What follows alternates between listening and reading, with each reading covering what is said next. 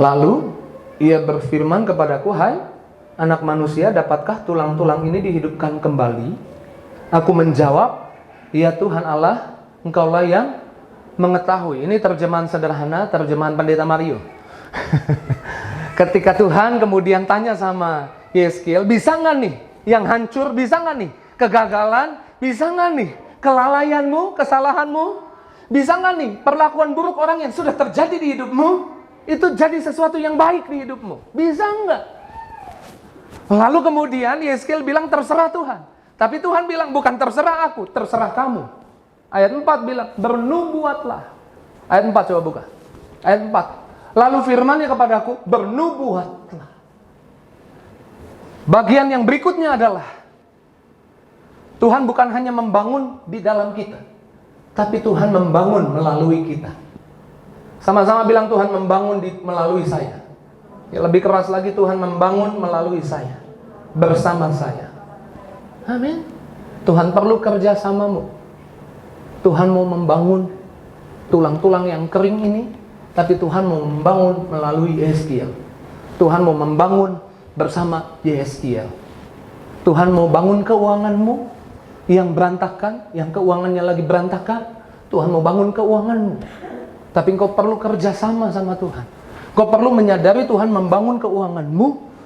Bisa nggak tiba-tiba dapat lotre 2 miliar dolar? Bisa? Bisa, senang ya. Tiba-tiba dapat lotre 2 miliar dolar. Tapi Tuhan nggak akan lakukan cara yang seperti itu. Yang saya tahu, Dia membangun satu batu demi satu batu di hidup kita. Sehingga kadang-kadang Dia kasih kita berkat 100.000 dulu per hari.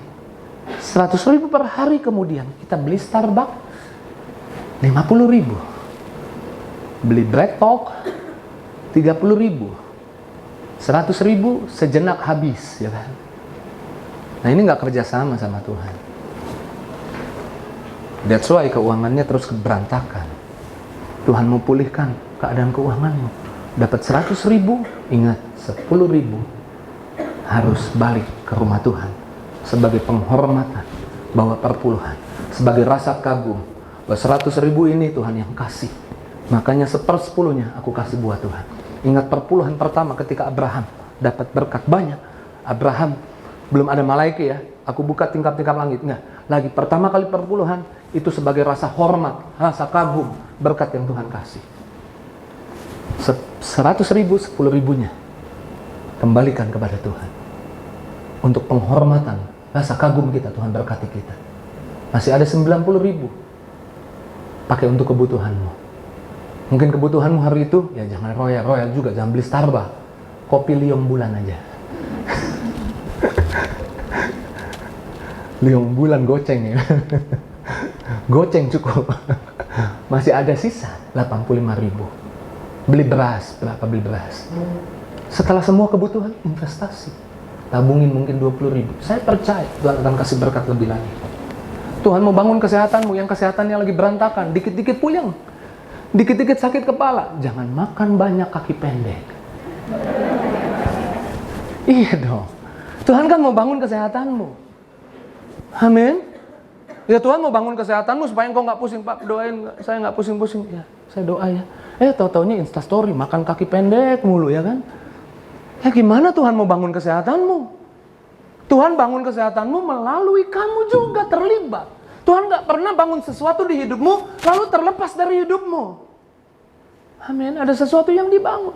Ketika Esther menerima kabar bahwa Haman buat surat yang isinya bahwa pada bulan Adar tanggal 13 itu udah disebar ke semua bupati kerajaan, daerah wilayah kerajaan, bahwa pada tanggal itu orang Yahudi akan dibunuh, orang Yahudi akan dibinasakan. Esther dengar kabar itu, lalu langsung kasih tahu sama Mordekai. Lalu Mordekai bilang begini, kita akan doa buat kamu, kita akan puasa, kamu menghadap raja. Tuhan mau buat pemulihan, walaupun ada ancaman, walaupun ada masalah, Tuhan mau bangun sesuatu di sana. Tapi Tuhan membangun melalui kita. Amin. Tuhan membangun bersama kita. Amin. Sehingga Esther, Mordekai bilang, ya kami doa, tapi kamu menghadap raja. Ketika Esther sepakat, walaupun ya nanti saudara ingat kan kisah di kitab Esther ini. Kemudian Esther menghadap raja, terjadilah seperti ini. Iblis maunya saudara kalah, iblis maunya saudara hancur, iblis maunya saudara berantakan, iblis maunya saudara kena masalah. Tapi maunya Tuhan terjadi yang sebaliknya. Esther 9 ayat 1 boleh dibuka. Esther 9 ayat 1. Ketika Tuhan membangun, saya percaya hal-hal dahsyat terjadi. Tuhan membangun melalui kita. Dalam bulan yang ke-12, yakni bulan Adar. Nah, kan? Pada hari yang ke-13, ketika titah undang-undang raja dilaksanakan. Apa undang-undangnya? Orang Israel dibinasakan. Kehancuran terjadi. Hal buruk terjadi. Ketika iblis coba rancangkan yang buruk terjadi di hidup kita. Hal yang tidak baik terjadi di keuangan kita. Hal yang tidak baik terjadi di kesehatan kita. Pada hari musuh-musuh orang Yahudi berharap mengalahkan orang Yahudi. Karena Esther kerja sama Tuhan. Karena Esther mau mengerti bahwa Tuhan membangun kemenangan. Bukan hanya Tuhan yang bangun, tapi Tuhan bangun melalui dan bersama Esther. Maka kita baca sama-sama. Terjadilah, 2-3. Terjadilah yang sebaliknya. Orang Yahudi mengalahkan pembenci-pembenci mereka. Tuhan, iblis maunya saudara, kesehatanmu berantakan. Tapi, karena engkau ngerti, Tuhan mau bangun kesehatanmu bersama-sama dengan engkau. Jangan banyak makan gula. Gulanya mahal. Lagi naik harganya, ini juga salah.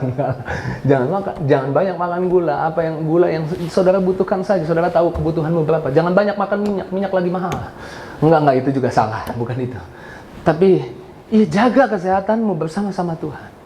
Maka saya percaya Tuhan membangun bersamamu. Tuhan membangun melaluimu. Ada sesuatu yang Tuhan bangun. Kalau saudara pikir karena ada kelalaian, kesalahan, hal-hal kegagalan yang terjadi, hal buruk yang terjadi, lalu Tuhan nyerah sama saudara, saya mau bilang Tuhan nggak pernah menyerah. Dari dulu, sekarang, sampai selamanya, Dia tetap pembangun.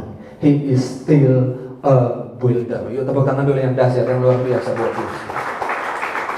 Bilang kanan kirinya, Tuhan terus bangun sesuatu di hidupmu. Amin. Bilang jangan lemah, jangan khawatir, jangan takut. Amin. Tersenyumlah, karena Tuhan kita membangun sesuatu di hidup kita.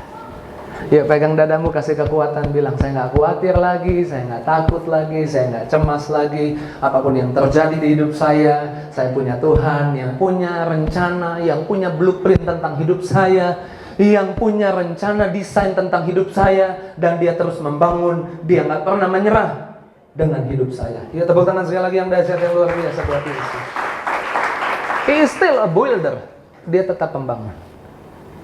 Dia nggak akan melewatkan setiap kejadian demi kejadian untuk membangun sesuatu di hidupmu. Saya percaya saudara sedang dibangun pengertianmu, sedang dibangun pola pikirmu, sedang dibangun kerohanianmu. Minggu lalu kita bahas sedang dibangun jam doa kita, amin. Sedang dibangun karakter kita. Tuhan sedang bangun sesuatu di hidup kita.